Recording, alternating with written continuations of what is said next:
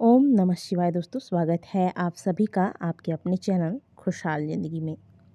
गुरुर् ब्रह्मा गुरुर् विष्णु गुरुर्देवो महेश्वर, गुरु साक्षात परम ब्रह्मा तस्मै श्री गुरुवे नमः। दोस्तों, आज हम बात करेंगे आषाढ़ मास में पड़ने वाली पूर्णिमा तिथि की, जिसे हम गुरु पूर्णिमा के नाम से भी जानते हैं।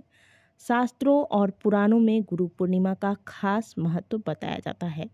आषाढ़ी पूर्णिमा को व्यास पूर्णिमा भी कहते हैं। ऐसा इसलिए क्योंकि पौराणिक मान्यता है कि इस दिन वेदों की रचना करने वाले महर्षि वेद व्यास का जन्म हुआ था।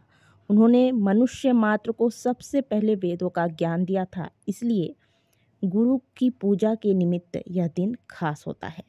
इस साल गुरु पूर्णिमा 13 जुलाई बुधवार को पड़ रही है।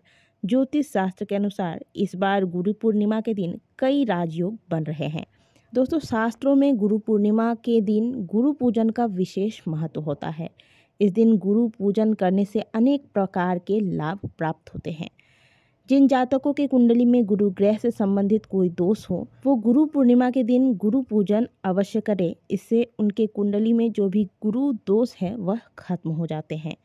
गुरु पूजन से कुंडली में मौजूद पितृ दोष भी समाप्त होते हैं। गुरु पूजन से भाग्योदय होता है, जीवन में सुख समृद्धि का वास होता है। विधि विधान के साथ गुरुओं की चरण वंदना करने से जीवन के कष्ट दूर हो जाते हैं। अज्ञान का अंधकार दूर करने वाले गुरुजन हमारे मन में आत्मविश्वास भर देते हैं, जिससे हमारा जीवन नियमित और संयमित हो जाता है और हम अपने जीवन में आने वाली कठिनाइयों का दृढ़ता के साथ सामना करते हैं। गुरुओं का चरण वंदना से हमारा जीवन सफल होता है। कहते हैं ना कि गुरु बिन ज्ञान न होए, अर्थात इस संसार में बिना गुरु के ज्ञान के हमारा कल्याण संभव ही नहीं है। इसलिए गुरु पूर्णिमा के दिन गुरुजनों का आदर सम्मान करना चाहिए। इस दिन सबसे पहले उठकर अपने गुरु का स्मरण करें। गुरु ने जो मंत्र आपको दे रखा है उस मंत्र का स्मरण करें। इसके बाद घर के मुख्य द्वार को अच्छे से साफ करें। घर के मुख्य द्वार पर तोरण लगाएं। घर के मुख्य द्वार पर स्वस्तिक का निर्माण करें, जैसा कि प्रत्येक पूर्णिमा व अमावस्या तिथि पर आपको बताया जाता है। इसके बाद आप स्नान करें। स्नान के बाद स्वच्छ वस्त्र धारण करें। इसके बाद अपने घर के मंदिर में यदि आपने श्री हरि विष्णु की स्थापना कर रखी है, लड्डू गोपाल की स्थापना कर रखी है, तो उन्हें स्नान कराएं, केसर तिलक लगाएं। आज के दिन आप स्वयं भी केसर का तिलक धारण करें। भगवान को तुलसी दल में हल्दी लगाकर अर्पित करें। पीले रंग के पुष्प चढ़ाएं, घी का दीपक लगाएं, पीली मिठाइयाँ व पीले फल का भोग लगाएं। इसके बाद आप अपने गुरु के घर जाएं या फिर उनके आश्रम जाएं, उनके पैर छूकर उनका आशीर्वाद लें। इस दिन कुछ सामग्री जो कि पूजा में शामिल करना बेहद आवश्यक होता है, जैसे कि गुरु जी के लिए पीले फूल की माला या पीले फूल, पान का पत्ता, पीला कपड़ा, जनेऊ, पीली मिठाइयाँ, पीला फल, नारियल, इलायची, कपूर, लौंग इत्यादि आप अपनी पूजा की थाली में अवश्य शामिल करें। आप पीले रंग के जगह सफ़ेद रंग के पुष्प, सफ़ेद कपड़े ये भी आप रख सकते हैं। कई गुरुजन ऐसे होते हैं जिन्हें सफ़ेद रंग अत्यंत प्रिय होता है, तो गुरु की पूजा में आप सफ़ेद रंग का भी इस्तेमाल कर सकते हैं। इन सामग्रियों द्वारा आप अपने गुरु का पूजन करें, वंदन करें, उनके चरण वंदना करें, उनके साथ कुछ समय बिताएं, उनका आशीर्वाद लें। तो इस प्रकार से आपको गुरु पूर्णिमा के दिन गुरुजनों का पूजा करना है, उनका सम्मान करना है। शास्त्रों में गुरु को भगवान के ऊपर का दर्जा दिया गया है।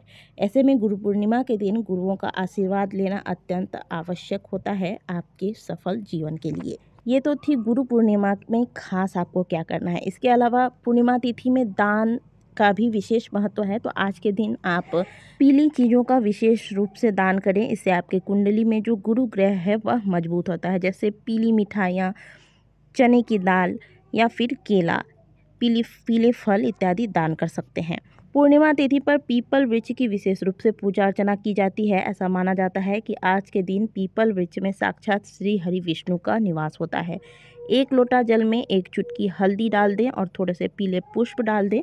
थोड़ा सा मिश्री मिलाकर आप यह जल लेकर जाएं और भगवान श्री हरि विष्णु का स्मरण करते हुए यह जल आप पीपल वृक्ष में अर्पित करें तथा ओम नमो भगवते वासुदेवाय का जाप करते हुए 7 बार पीपल वृक्ष की परिक्रमा करें। यदि आपकी कोई विशेष कामना है, आपका कोई कार्य है जो सिद्ध नहीं हो रहा है, आपका कोई काम है जो बहुत दिनों से अटक रहा है, आपकी कोई कामना है जो पूरी नहीं हो रही है, तो पूर्णिमा तिथि पर एक छोटा सा उपाय करें। पूर्णिमा का संबंध होता है चंद्र से, और चंद्र के आराध्य हैं भगवान शिव। तो आपकी कोई खास मनोकामना है तो इसके लिए आप आज के दिन भगवान शिव के मंदिर में जाएं।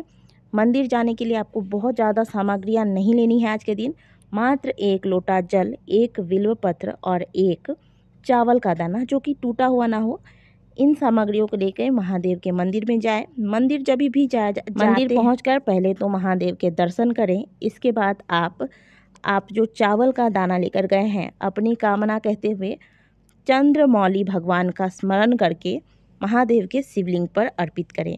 इसके बाद जो आपने बिल्वपत्र रखा है, वह बिल्वपत्र भी महादेव के शिवलिंग पर चंद्रमौली महादेव का स्मरण करते हुए अपनी कामना कहकर शिवलिंग पर अर्पित करें।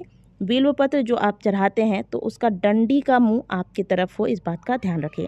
अब आपने जो 1 लोटा जल लिया है, वह जल चंद्रमौली महादेव का स्मरण करते हुए महादेव के मंत्रों का जाप करके यह जल शिवलिंग पर अर्पित करें और फिर अपनी कामना कहें। जो जल आपने अर्पित कर दिया है, उस जल में से थोड़ा सा जल उठाकर चंद्रमौली महादेव का स्मरण करते हुए इस जल का स्पर्श अपने नेत्रों में कराएं, अपनी कामना कहें और महादेव को प्रणाम करके वापस घर को आ जाएं। शिव महापुराण की कथा कहती है कि एक पूर्णिमा तिथि को आप इस उपाय को करते हैं तो अगली पूर्णिमा तिथि आते आते महादेव की कृपा से आपकी कामनाएं पूर्ण होती हैं।